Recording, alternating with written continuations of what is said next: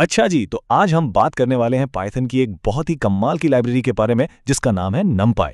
अब ये नमपाई क्या है? असल में इसका पूरा नाम है न्यूमेरिकल पाइथन और इसका काम है डेटा के साथ डील करना, बिल्कुल आसान तरीके से। तो चलिए देखते हैं कि ये सब होता कैसे है।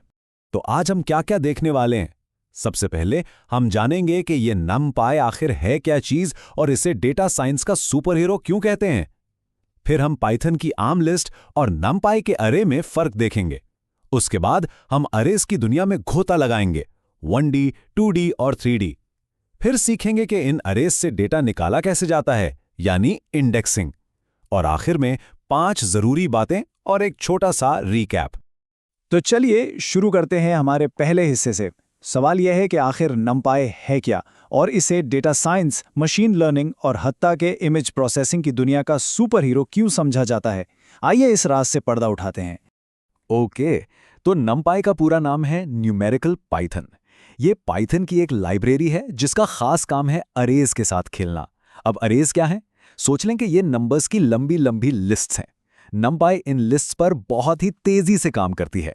मतलब जब डेटा बहुत ज्यादा हो तो नमपाई की अहमियत और भी बढ़ जाती है। ये फास्ट भी है और मेमोरी भी बचाती है। तो सवाल ये है कि नमपाई इतना पॉपुलर क्यों है? इसकी कुछ खास वजूहात हैं। एक तो ये सुपर फास्ट है, दूसरा ये मेमोरी कम इस्तेमाल करता है जो कि बहुत ज़रूरी है, और सबसे बड़ी बात ये डेटा साइंस और मशीन लर्निंग की बुनियाद है। इसकी असल ताकत है वेक्टराइज्ड ऑपरेशंस। अब ये क्या चीज़ है? सोच लें कि आपको एक लिस्ट के हर नंबर को 2 से मल्टीप्लाई करना है। आम तरीका ये होगा कि आप एक एक नंबर को पकड़ें और मल्टीप्लाई करें, लेकिन नमपाई क्या करता है? ये एक ही झटके में पूरी की पूरी लिस्ट पर ऑपरेशन कर देता है। कमाल है ना? अच्छा, चलिए अब इस जादू को एक्शन में देखते हैं। अगले सेक्शन में हम आमने सामने रखेंगे एक सिंपल सी पाइथन लिस्ट को और एक नमपाई अरे को। देखते हैं कौन जीतता है। और ये देखिए, यहाँ सबसे बड़ा फर्क साफ नजर आ रहा है। जब एक नॉर्मल पाइथन लिस्ट जैसे 2468 को 2 से मल्टीप्लाई करते हैं तो क्या होता है? लिस्ट बस डबल हो जाती है, यानी रिपीट हो जाती है, 2468 2468। लेकिन जब हम यही काम एक नमपाई अरे के साथ करते हैं तो देखिए हर नंबर अलग अलग 2 से मल्टीप्लाई हो गया, 4 8 12 16। बिल्कुल वैसा ही जैसा हमें डेटा एनालिसिस के लिए चाहिए होता है। यही है नमपाई का असली कमाल। चलिए, अब वक्त है नमपाई के दिल में उतरने का, यानी उसके एरेज की दुनिया को समझने का। एरेज असल में डेटा को स्टोर करने के कंटेनर्स हैं, लेकिन ये सिंपल कंटेनर्स नहीं हैं। ये अलग अलग डायमेंशंस में हो सकते हैं, एक सिंपल लाइन से लेकर एक पूरी टेबल और यहां तक कि एक 3D क्यूब तक। सबसे पहले सबसे आसान 1D अरे। इसको आप 1 डायमेंशनल अरे भी कह सकते हैं। इससे बस एक सीधी लाइन या चीजों की एक लिस्ट समझें, जैसे ABC। सिंपल है ना? ओके, अब आते हैं 2D अरे पर, यानी 2 डायमेंशनल। इसको समझने का सबसे आसान तरीका है एक टेबल या स्प्रेडशीट। इसमें डेटा रोज और कॉलम्स में होता है। तो अब हमारे पास सिर्फ एक लाइन नहीं बल्कि लंबाई और चौड़ाई दोनों हैं। और अब 3D एरे, यानी 3 डायमेंशनल। इसको कैसे समझें?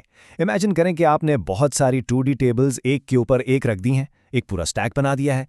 तो अब इसमें लंबाई और चौड़ाई के साथ साथ एक तीसरी डायमेंशन भी आ गई है, गहराई या डेप्थ, बिल्कुल एक क्यूब की तरह। तो हमें पता कैसे चलेगा कि एक एरे की स्ट्रक्चर क्या है? इसके लिए नमपाई में एक बहुत काम की चीज है, डॉट शेप। ये हमें एरे का पूरा नक्शा बता देती है। जैसे अगर किसी एरे की शेप 3,3,3 है तो इसका सीधा सा मतलब है उसमें 3 लेवल्स की गहराई है, हर लेवल पर 3 रोज हैं और हर रो के अंदर 3 कॉलम्स हैं। सिंपल। अच्छा, तो अब हमें अरेज के अलग अलग शेप्स का तो पता चल गया है, मगर इनके अंदर से कोई खास चीज ढूंढनी हो तो वो कैसे करेंगे? इसके लिए जो टेक्निक इस्तेमाल होती है उससे कहते हैं इंडेक्सिंग। चलिए इसको सीखते हैं। और पता है, नमपाई में डेटा ढूंढना बहुत आसान है। हमें बस अरे के आगे ब्रैकेट्स लगानी है और उसमें कोऑर्डिनेट्स बताने हैं, पहले डेप्थ, फिर रो और फिर कॉलम। और एक बहुत ज़रूरी बात हमेशा याद रखनी है, कोडिंग में, खासकर पाइथन और नमपाई में, गिनती हमेशा 0 से शुरू होती है, 1 से नहीं। चलें, इसको समझने के लिए एक मजेदार एग्जाम्पल देखते हैं। सोच लें कि हमारे पास एक 3D अरे है जिसमें बहुत सारे लेटर्स हैं। क्या हम इस अरे में से इंडेक्सिंग का इस्तेमाल करके लफ्ज जावा ढूंढ सकते हैं? आइए कोशिश करते हैं। देखिए, ये बिल्कुल एक खजाने का नक्शा पढ़ने जैसा है। लफ्ज जावा बनाने के लिए सबसे पहले हमें जे चाहिए, तो हम जाएंगे डेप्थ नंबर 1 पर। याद है ना, गिनती 0 से शुरू होती है, फिर रो नंबर 0 पर और फिर कॉलम नंबर 0 पर। तो इसका एड्रेस हुआ एरे 1,0,0। फिर हमें चाहिए ए, उसका एड्रेस है एरे 0,0,0।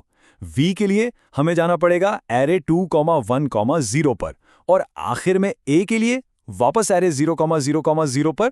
देखा, हर लेटर का एक यूनिक एड्रेस है। तो हम इस सफ़र के आखिरी हिस्से में आ गए हैं। अब वक्त है उन सब चीज़ों को एक नज़र देखने का जो सबसे ज़रूरी हैं और जो हमें याद रखनी है। आइए इन 5 जरूरी पॉइंट्स को आसान लफ्जों में दोहरा लेते हैं। नंबर 1, NumPy का मतलब है न्यूमेरिकल पाइथन।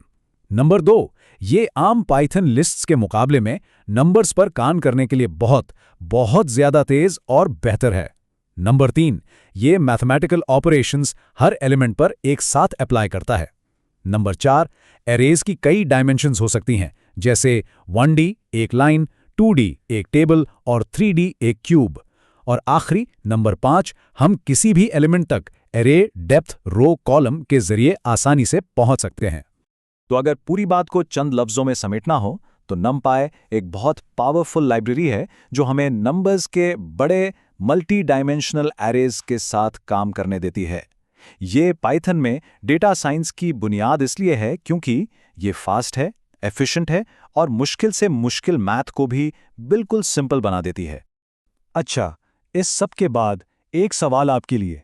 अब हम ये तो सीख गए हैं कि डेटा को ढूंढना कैसे है, लेकिन ज़रा सोचिए, अगर हम इन अरेज के कुछ हिस्सों को बदल दें या मैनिपुलेट करें तो उससे इंफॉर्मेशन को एनालाइज करने के क्या नए रास्ते खुल सकते हैं। इस पर ज़रूर गौर कीजिएगा।